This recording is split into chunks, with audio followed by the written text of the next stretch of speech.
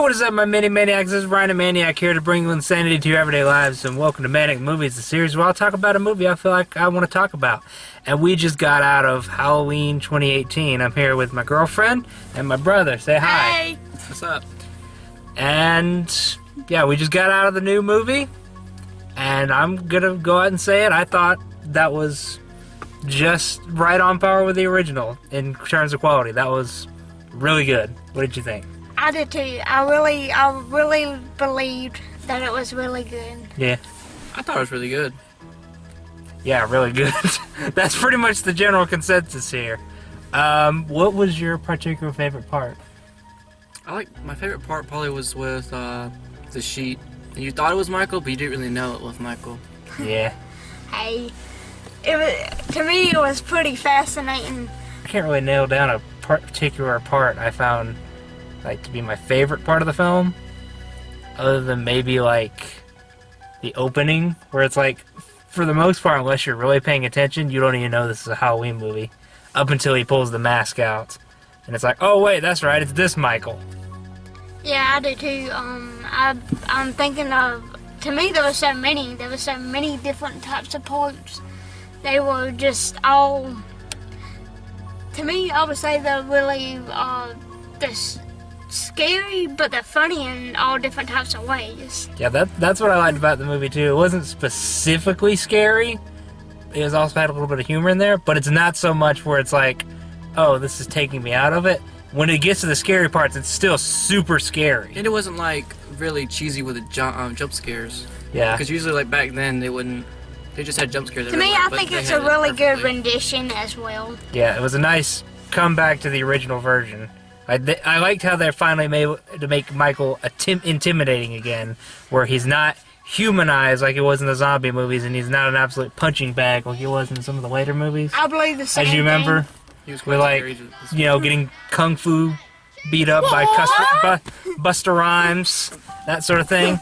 Like gangster swag. Yeah, it was nice to see that the new guy, whose name I forget off the top of my head, that played Michael in this one, brought that original feeling of fear back to Michael. I really liked that.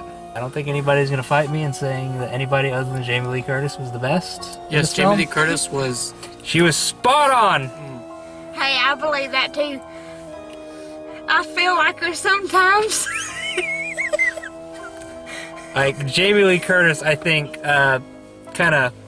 this is her movie. She really did a good job. And they do that job of portraying, like, what happens to the final girl after the incident, which most other slasher movies didn't do.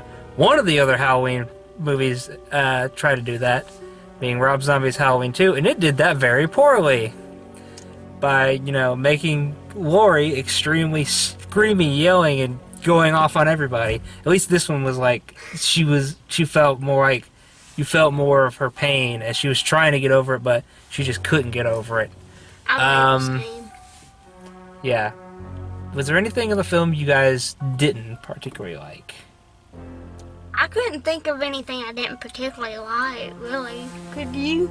I didn't like the part where he killed the sheriff and they put the mask on. Yeah, that was just like, I thought, like, did they really kill off Michael? And yeah, just that like was him be Michael now? At that point, I thought it was going to go in a direction of, wait, the evil is passing from entity to entity, kind of like with Jamie Lloyd at Part 4. Yes, that's what I thought. That's what I thought they were gonna do. I was like, oh gosh. I guess they realized nobody wants to see that, so they, brought Michael back. But it was a weird detour for me. Like, it wasn't awful. But the kills. It was just a weird. Yeah, the kills in this are drastically graphic. Yes. Like, compared to the original. Like, its tone feels like the original, but boy, is it much gorier than the original. Like, I would believe that to be the same when we went and seen it, in 2014. I remember that. And I would say definitely it was. Yeah, because you remember, like, the original had hardly any blood whatsoever. Because John Carpenter was more about the thrill and the dread as opposed to the violence in it. And then that's the thing. You hear blood dripping and just every organ just ugh.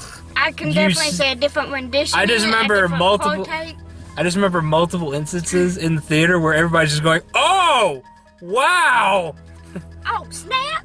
And it was just so. What do you go? Michael's head's going. It was so graphic and gory, but I don't know. I felt like it was a nice evolution in a way. True. Like, I don't know. It didn't feel out of place like some of the other movies. A very good way to come back from Resurrection. Let's just say that.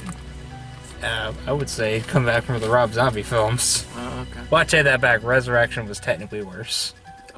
What? Well, some parts. Oh, snap! Let's see what else.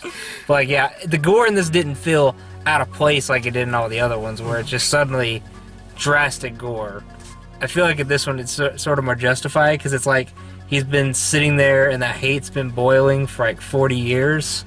So in a way that would kind of fuel it a little more. I don't know. It makes a little bit more sense. And it brought back the old Michael, not like just he's killing everybody he sees. He's just strategizing every kill. Yeah. It's just, like I said, he's so intimidating. Like that scene near the end where he's just walking around and you just hear him breathing. There's no music playing, hammering it in your hair. The suspense is building. Like a lot of other horror movies would be like, during scenes like that, they have this big dramatic music in the background that's super distracting, kind of like It 2017. Oh yes, that was a good one. There'll be those scenes where there's something scary happening, but there's this loud, scary music. You know what I mean? Yeah, it'd be that kind of takes you out of it a little bit.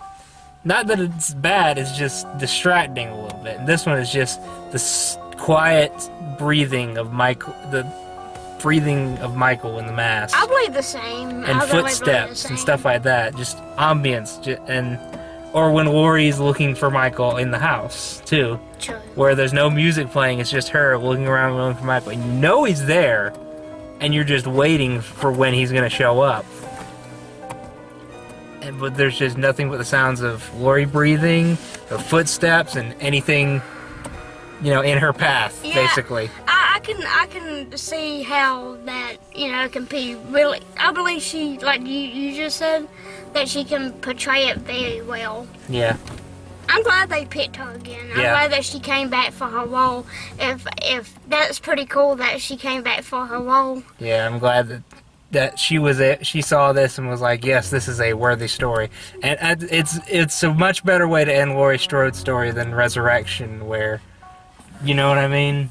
Yep. Where they retconned that whole H2O ending. I always liked her on Christmas with the Cranks, and she's always been one of my favorite actresses. Yeah, it's glad she came back to her roots for this. Me and my mama would always watch that, and it would always, really take heart, Yeah. And again, I'm glad they made Michael intimidating, where, Laurie's going to fight back and beat him up a little, but it's not to the point where in H2O. What? No, in H2O. Oh. Where she's beating him and he's just going, "Oh, that hurt, Laurie." Like, turning him into a big punching bag. Yeah. And this one felt intimidating. Yeah, like it's evenly matched as opposed to that one where just do. This one felt like it was Michael. Yeah, it felt like real Michael as opposed to, "Oh, that hurt, Laurie." And yeah, he was just intimidating. Just seeing all the abuse he takes and still keeps on trucking. It's so amazing. I love it. But may I talk about the ending? You can. I mean, there's a giant. I just love the ending where she locks him in the basement that she set up, and he's just sitting there, staring at them. I just love that. It's just. It doesn't try to fight back or anything. Doesn't try to do anything. Like he's kind of waiting for this, but he's kind of like, I'll come back from this. Yeah, I almost expected him to talk in that, because they were building up throughout the film. He's never spoken a word, and he still never does by the end. That's very odd to me that he never does. It felt like they were setting that up. I feel like there's a reason behind why. I truly believe that as well. It's not just Michael's death. Probably not going to be a death, because if this makes a big budget, obviously you know how horror franchises are, where they're going to just be like, "Oh, well, Michael totally didn't die in this one." I mean, they've done it in the Halloween franchise multiple times. True. Especially, actually in the same fashion, where he was burned alive, but somehow survived. But I liked it because it was not just Michael dying, but it was also Lori letting go of everything and finally being able to move on. You know, like letting go of her whole base. You know what I mean? Her base of operations, where all the militia is. I can see that as well, and I'm glad that she really portrayed herself as really good, you know? Yeah, that emotionally torn The H2O we wanted. PTSD. Well, H2O wasn't bad, it's just It's like compared the by ending, today's I standards. meant the ending. Yeah. Where she finally got rid of her monster. But yeah, I would say all in all, the movie was really good. Yeah, overall, I'm gonna give that a 9 out of 10, because it's like right up there, just like a notch below the original, because not to say there's anything that's particularly separating it from being as good as the original, but, you know, obviously the original can't be topped. Because it was just, with how much was going into it, on such a low budget, and all the risks they had to take with it, for it to pull off as well as it did, is just amazing. But this one was still, like, right up there, just a tiny little notch below the original for me. It really felt like what I've been waiting for. After watching all of the other ones, it just was really heartwarming. Yeah. It was a proper send-up, as Yeah. opposed to all the mess that happened, all the sequels, and all the crazy turns it took with rituals and Busta Rhymes and all this weird, crazy stuff. It's nice to have gotten back to basics.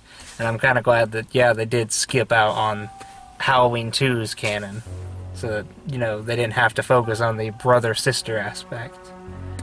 So, Yeah, they gave it, like you just said, a different type of rendition, and then I believe both characters really, all the actors and actresses, from the kid to the adults, I believe, Yeah. really portrayed a good, you know. Yeah. Yeah. All in all, amazing movie. Highly recommend. Go see it. Actually, if you've already watched this video, you probably got spoiled, but whatever. I put a spoiler warning up at the beginning. If you got spoiled, that's your fault. Yeah. But anyways, thank you all so much for watching this little video. If you liked it, feel free to hit that like and subscribe and comment and all that YouTube junk. You know, all the things that people have to do on YouTube. I don't Give know. that like button a punch. Yeah. Can we get 10 million likes? Yeah, but anyways. Yeah, but anyways, with all that being said, stay sane in the insane world, and I will see all you little loonies later.